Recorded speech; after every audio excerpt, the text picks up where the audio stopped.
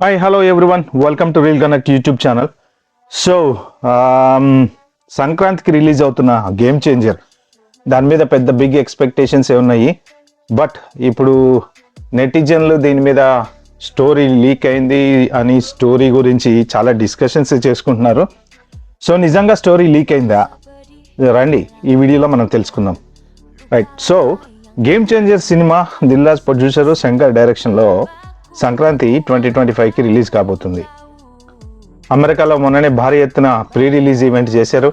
So ఇప్పుడు ఇండియాలో కూడా కొన్ని చోట్ల మన ఆంధ్రాలో ప్రీ రిలీజ్ ఈవెంట్ చేయాలని విజయవాడలో దానికి ఒక పెద్ద cutout, Ram Charan cutout 250 feet, అంటే ఇప్పటి వరకు ఇండస్ట్రీ చరిత్రలో లేనటువంటి పెద్ద కట్అవుట్ రామ్ చరణ్ కోసం తయారు చేస్తున్నారు.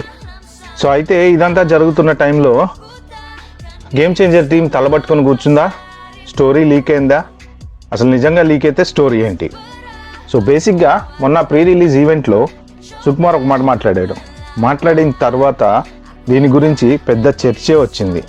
సో దీంట్లో 2 క్యారెక్టర్స్ ఉన్నాయి అని, ఆ 2 క్యారెక్టర్స్ ఏంటి, వాళ్ళిద్దరూ డబుల్ యాక్షనా లేకపోతే ఒకే క్యారెక్టర్ 2 సార్లు రివీల్ అవుతుందా అనేది ఇప్పుడు పెద్ద చర్చగా మారింది. సో రామ్ నందన్, అప్పన్న అనే వీళ్ళిద్దరూ ఈ రామ్ చరణ్ క్యారెక్టర్స్. సో అది ఒకటి తండ్రి కొడుకుల క్యారెక్టర్సా లేకపోతే అన్నదమ్ములా అనేది ఇప్పుడు చర్చ. సో సుకుమారు మొన్న ప్రీ రిలీజ్ ఈవెంట్లో చెప్పినట్టు ఫ్లాష్ బ్యాక్ ఎపిసోడ్ మాత్రం ఈ సినిమాలో చాలా హైలైట్ అని చెప్పాడు. సో అక్కడి నుంచే ఇంకా డిస్కషన్స్ అనేవి ఊపందుకున్నాయి. సో ఫ్లాష్ బ్యాక్ అనే విషయం చెప్పాడు కాబట్టి ఇంకా మన వాళ్ళందరూ కథలు అల్లేశారు. అంటే ఒక రామ్ చరణ్ ఫ్లాష్ బ్యాక్లో వస్తాడు, సో ఇంకొక రామ్ చరణ్ ప్రజెంట్ సీన్లో వస్తాడు. కాబట్టి మోస్ట్ ప్రాబబ్లీ వీళ్ళిద్దరు తండ్రి కొడుకులు అనుకుంటున్నారు అందరూ.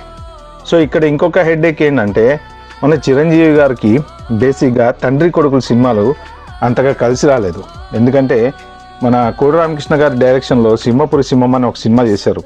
అది భయంకరమైన డిజాస్టర్ని ఇచ్చింది. సో ఆ డిజాస్టర్ని ఇచ్చిన తర్వాత ఇంకా తండ్రి కొడుకుల సినిమాలు చేయకూడదని చిరంజీవి డిసైడ్ అయ్యాడు. అలాగే ఎంత వద్దు అనుకున్న స్నేహం కోసం అనే సినిమా ఇంకొకటి చేయాల్సి వచ్చింది. సో అది కూడా చిరంజీవికి మంచి డిజాస్టర్ ఇచ్చింది. ఇంకా అప్పటి నుంచి తండ్రి కొడుకులు చేయకూడదు అని చెప్పి ఫుల్గా డిసైడ్ అయిపోయి తండ్రి కొడుకుల సినిమా అంటే ఒక సెంటిమెంట్గా మారిపోయింది మన చిరంజీవి గారికి. సో అదే సెంటిమెంటు ఒకవేళ రామ్ చరణ్కి వస్తుంది అని చిరంజీవి అన్న భయపడుతున్నాడా అనేది కూడా ఒక టాక్ ఉంది. సో అలా తండ్రి కొడుకుల క్యారెక్టర్స్ అయితే కనుక సినిమా ఎలా ఉండబోతుంది, సక్సెస్ అవుతుందా, ఫెయిల్ అవుతుందా, అసలు జనాలకి నచ్చుతుందా నచ్చదా, రామ్ చరణ్ని తండ్రిగా చూడగలుగుతారా, లేదు వీళ్ళిద్దరు అన్నదమ్ములేనా అనేది కూడా ఒక పెద్ద చర్చ జరుగుతుంది. సో బేసిక్గా ఒకప్పుడు ఫ్లాష్ బ్యాక్లో జరిగేది ఏంటి అంటే అక్కడ ఏవో విలేజ్లో సమస్యలు, ఆ సమస్యలు, ఈ సమస్యలు అవన్నీ చూస్తూ పెరిగిన రామ్ చరణ్ నిజంగా గవర్నమెంట్ వల్ల ఇంతమందికి ఇన్ని ఇబ్బందులు అవుతున్నాయి అని చెప్పేసి గవర్నమెంట్తో వాడుకుని అందరికీ హెల్ప్ చేసి ప్రాబ్లమ్స్ అన్నీ సాల్వ్ చేస్తాడు అనే విధంగా స్టోరీ గురించి డిస్కషన్ జరుగుతుంది మీడియాలో. సో అది కరెక్ట్ స్టోరీయా కాదా అనేది ఎవరికి తెలియదు. కానీ సో సుకుమార్ రివీల్ చేసిన ఈ చిన్న పాయింట్ వల్ల కథలాలు వేసుకుంటున్నారు ఒక్కొక్కళ్ళు. అండ్ ప్రమోషన్లు కూడా మన పుష్ప 2కి ఉన్నంత భారీ రేంజ్లో ప్రమోషన్స్ లేవు. ఎందుకంటే మన దిల్ రాజు గారు కూడా ఆలోచిస్తున్నారు సైలెంట్గా జనాల్లోకి ఎక్కిద్దాము, మరీ టూ మచ్ ప్రమోషన్స్ చేసి ఆడావిడి చేసేసి చేయకుండా. సో దేవరాకు కూడా కొంచెం చాలా సైలెంట్గానే, మరీ ఆడావిడి ప్రమోషన్లు కూడా ఏం చేయలేదు.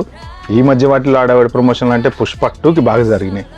సో దీనికి మాత్రం అడావిడి చేయకుండా చిన్న ఒక 2-3 ప్రీ రిలీజ్ ఈవెంట్లు చేసేసి సినిమా రిలీజ్ చేద్దాము, జనాలకి రిలీజ్ అయిన తర్వాత దాంట్లో ఉండే విషయం కెక్కిస్తుంది అనే ఉద్దేశంతో ఉన్నారు. అయితే ఈ స్టోరీ డిస్కషన్లు కూడా ఇలా జరుగుతున్నాయి ఇంటర్నెట్లో అని దిల్ రాజు గారి దాకా కూడా వెళ్ళింది. మరి దానికి ఆయన ఎలా రియాక్ట్ అవుతారో తెలీదు. సో ఏదేమైనా ఫ్రెండ్స్, స్టోరీ అయితే మాత్రం లీక్ అయితే ఏమీ కాలేదు. కాకపోతే కేవలం ఇందులో డబల్ యాక్షనా లేకపోతే ఒకే క్యారెక్టరు 2 రకాలుగా చూపిస్తారా అనే దాని మీద చిన్న చర్చ జరుగుతుంది తప్ప స్టోరీ లీక్ కాలేదు. సో మనం రామ్ చరణ్ గారికి ఈ సినిమా 100% సక్సెస్ని ఇవ్వాలని కోరుకుంటూ let's wait for Game Changer release. And please share, subscribe to my channel. And వీలైతే కామెంట్ చేయండి, ఎవరికైనా షేర్ చేయండి. Thank you.